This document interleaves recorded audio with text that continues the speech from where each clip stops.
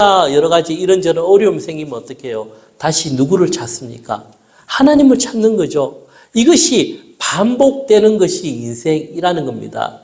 결국은 여호와를 경외하는 삶을 배우는 과정이 우리가 살아가는 인생이라는 겁니다.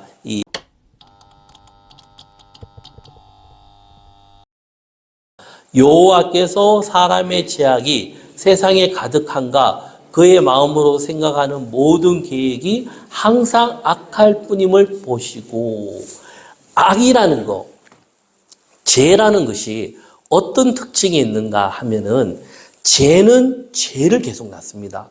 더 커진다는 겁니다. 그리고 우리가 보면은 우리가 정말 나쁜 그런 행동을 하는 사람들이 처음부터 그런 경우가 없습니다. 작은 것부터 손대다가 그것이 습관화되고 행동화되면은 어떻게 됩니까? 점점 커지게 돼 있다는 겁니다. 이 죄의 속성이라는 겁니다. 이 죄악에 세상에 가득하고 사람들 마음으로 생각하는 모든 계획이 악한 것 뿐이었다라는 겁니다. 그러면 그 악한 세상에 살아가는 그 사람들은 너무나 힘든 약자들은, 힘 있는 자들은, 소수의 사람들은 좋아요, 이게. 너무나 좋아요. 힘 있고. 그리고 천년을 살았기 때문에 자기들이 가진 부, 재산, 더 힘이 있어지지 않겠습니까? 점점 더 힘 있고, 없는 사람들은 더 어려운 세상. 그렇게 갔을 때 이제 6절에 보면요. 하나님께서 땅 위에 사람 지으셨음을 한탄하사 마음에 근심하시고. 굉장히 인간적인 표현이죠. 하나님의 마음이 어떻습니까? 한탄하고 마음에 근심이 되었다라는 겁니다. 하나님은 가장 아름답게 지은 그 창조물 보시기에 좋았더라. 그 중에 가장 좋은 게 뭡니까? 사람이지 않습니까? 그런데 그 사람이 가장 악한 길로 빠지니까 하나님의 근심과 한탄이 계속 나온 겁니다.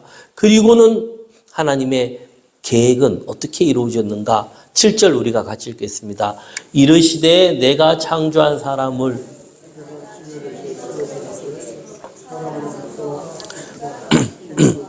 공중의 새까지 그리하리니 이는 내가 그것들을 지었음을 한탄함이니라 하시니라. 하나님께서 이 사람으로 인해 가축과 새와 모든 것을 다 없애버린다는 겁니다. 왜 그런가 하면은 이 땅이 있는 목적이 무엇입니까? 사람을 위해서 있는 겁니다. 사람을 위해서 있는데 사람의 가치가 의미가 없어지니까 그 모든 것까지 하나님이 다 심판해 주신다는 겁니다. 여기 보면은 창세기에 이 심판이 나오는데 이 홍수 심판. 그냥 우리가 흘러가는 이야기로, 스토리로 끝내면 안 되고요. 이게 하나의 그림자입니다. 어떤 그림자인가 하면은 예수님은 오셨고, 약속대로 오셨고, 죽으시고, 부활하시고, 하늘로 올라가시면서 다시 약속해 주셨습니다. 그때는 어떤 분으로 오시는 겁니까? 심판주로 오신다는 겁니다. 그렇기 때문에 그때 예수님은 처음에 왔을 때랑 완전 다른 모습으로 오신다는 겁니다. 왜 우리가 이 세상을 살아갈 때 경건하게 살아야 되고 하나님을 경외하면서 살아야 되는가 하면은 하나님이 심판하시기 때문입니다. 하나님을 경외하는 삶은 하나님 앞에서 사는 삶, 그리고 후에 하나님 앞에 우리가 서기 위해서 어떻게 해요? 그 삶을 경건하게 살아야 된다는 겁니다. 하나님이 없다 하면 그렇게 살 필요가 없는 거죠. 하지만은 믿든 안 믿든 성경에서는 약속해 주시고 우리들에게 그런 삶을 사는가 안 사는가 하나님이 다 보신다는 겁니다. 그리고 이후에 하나님 앞에, 자 같이 해보겠습니다. 하나님 앞에 다시 선다. 예, 이게 중요합니다. 우리가 이 생각을 놓치면 안 돼요. 우리가 사람들 관계나 여러 가지 많은 일 중에서 좀 기분도 나쁘고 상처도 받고 이런 저런 일 생길 때마다 이 나의 그런 감정대로 일을 처리하기보다 한 번 더 생각하는 이유가 왜 그런가 하면은 하나님 앞에 다시 서기 때문에. 그리고 두 번째가 뭐가 중요하냐면 우리가 이 땅을 살아갈 때 누가 하나님께서 택한 사람인지 모릅니다. 만약에 어떤 사람이요, 저 사람 하나님 100% 택했습니다 하면 그거는 하나님이 되겠죠? 몰라요. 인생이 끝날 때까지는 모른다는, 하나님 앞에 설 때만 아는 겁니다. 그렇기 때문에 지금 현재 그 사람도 하나님 앞에 서는 귀한 하나님의 아들이 될 수 있기 때문에 우리가 어떻게 해요? 참아야 된다라는 겁니다. 성경에서 말하는 이런 심판은 안 믿는 자들에게는 심판이 끝입니다. 하지만 우리들은 그 심판이 끝이 아니라는 겁니다. 무엇입니까? 새로운 시작이라는 겁니다. 이것이 하나님의 사랑이고 은혜가 된다는 겁니다. 이 새로운 시작이고 우리들에게는 그 새로운 시작을 통해서 하나님께서 완전 다른 것을 우리에게 주신다라는 겁니다. 그때 이제 하나님의 그런 많은 계획 속에서 이 하나님께서는 새로운 시작을 생각하셨는데 8절에 보면요. 자, 같이 읽어보겠습니다. 그러나 노아는 여호와께 은혜를 입었더라. 이게 중요합니다. 노아는 이 하나님께 은혜를 입었더라. 다 무너지는데 한 사람, 노아를 통해서 하나님께서 이 세상을 다시 만들어 간다는 겁니다. 새로운 시작을 계획하셨다라는 겁니다. 우리가 이제 신앙생활 할 때 어떤 모습으로 해야 되는가 하면은 노아가 이제 우리의 그런 본보기가 되는 겁니다. 세상 사람들이 어떻게 살든 그들을 보면 안 되는 겁니다. 노아처럼 다 죄를 짓고 하나님을 떠나도 우리는 노아와 같이 의로운 삶을 살아야 되고 노아와 같이 믿음의 사람이 되어야 된다는 겁니다. 이게 9절에 보면요. 이것이 노아의 족본이라. 노아는 의인이요 당대의 완전한 자라. 그는 하나님과 동행하였으며. 노아를 어떻게 말합니까? 의인이요 당대의 완전한 자라고 했습니다. 의인이고 완전한 자가 중요한 것이 아니고 그 뒤에 있는 말씀이 중요한데요. 그것이 무엇인가 하면 하나님과 동행하였다라는 겁니다. 그것이 무엇입니까? 여호와를 경외하는 삶이라는 거죠. 하나님을 경외하는 삶. 잠언에도 보면은 우리가 살아가는데 삶의 지혜를 얘기해 주는데 잠언의 그런 핵심적인 게 잠언 1장 7절에 보면요. 여호와를 경외하는 것이 지식의 근본이거늘 미련한 자는 지혜와 훈계를 멸시하느니라. 그런 지식과 지혜를 말하는 잠언에서 이 가장 큰 지식과 지혜는 무엇인가 하면은 하나님을 경외하는 삶이 모든 삶의 시작과 끝이고 그것이 가장 지혜로운 삶이라는 겁니다. 노아는 하나님과 동행하는 삶, 지혜로운 삶을 살았기 때문에 세상 사람들은 다 무시하고 욕했겠죠. 하지만 노아는 하나님의 말씀대로 순종하면서 살았으니까 후에 그가 살아남은 겁니다.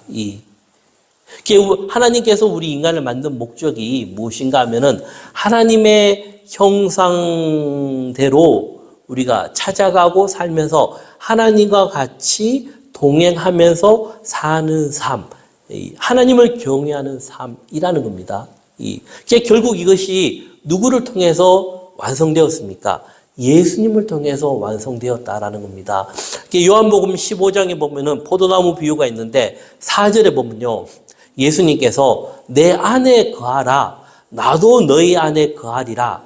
가지가 포도나무에 붙어 있지 아니하면 스스로 열매를 맺을 수 없음 같이 너희도 내 안에 있지 아니하면 그리하리라. 나는 포도나무요 너희는 가지라.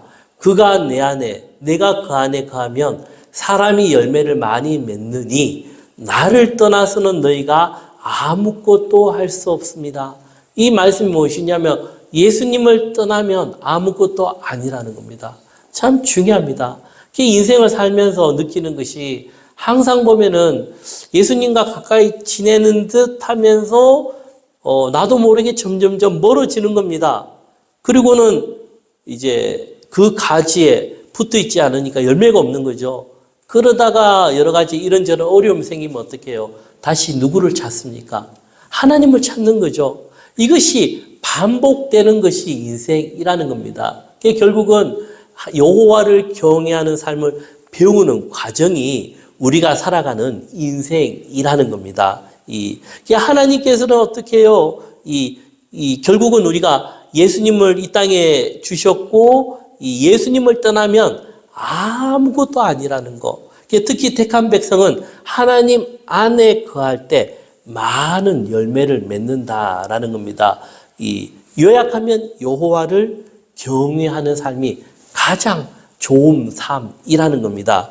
다시 이제 10절에 보면요. 새 아들을 낳았으니 셈과 함과 야벳이라. 그때에 온 땅이 하나님 앞에 부패하여 포악함이 땅에 가득한지라.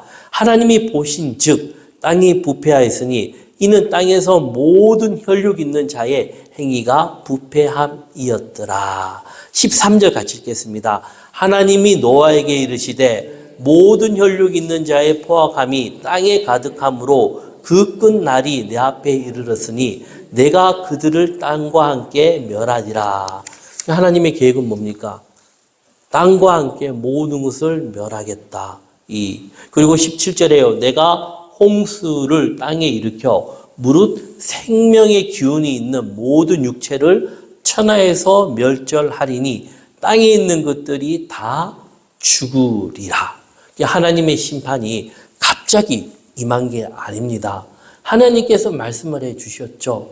그리고 노아가 그 당시에 그 방주를 지을 때 얼마나 오랫동안 지었겠습니까? 그 높은 산 위에. 많은 사람들이 볼 때 어떻게 해요? 노아 방주 짓는 것을 보고 어리석고 미련한 사람이라 욕했지 않겠습니까?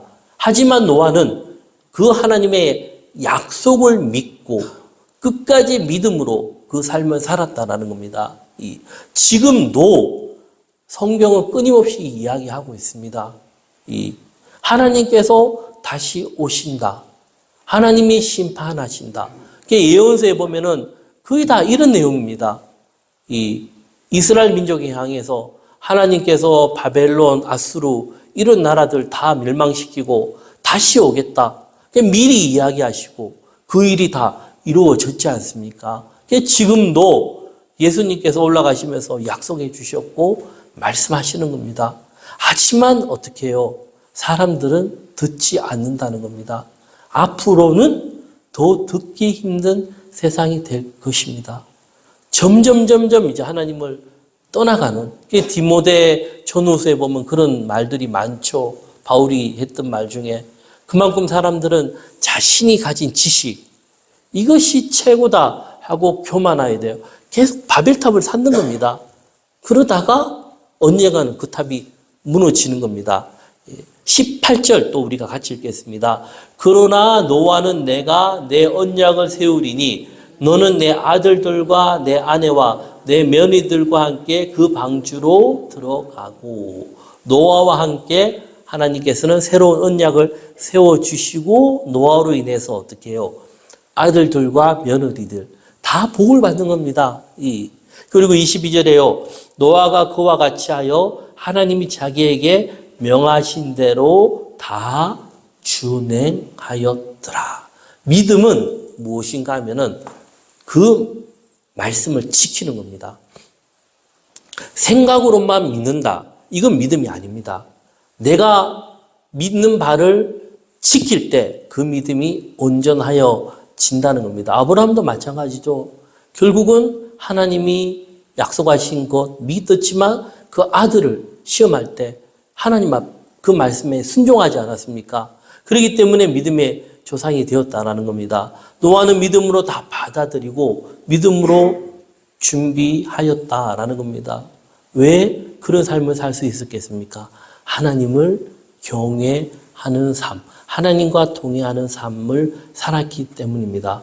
우리가 이런 이야기를 보면서 참 어떤 게 중요한가 했을 때 우리가 다른 많은 것도 있지만 이렇게 하나님을 경외하는 하나님과 가까이 사는 우리가 되기를 소망합니다.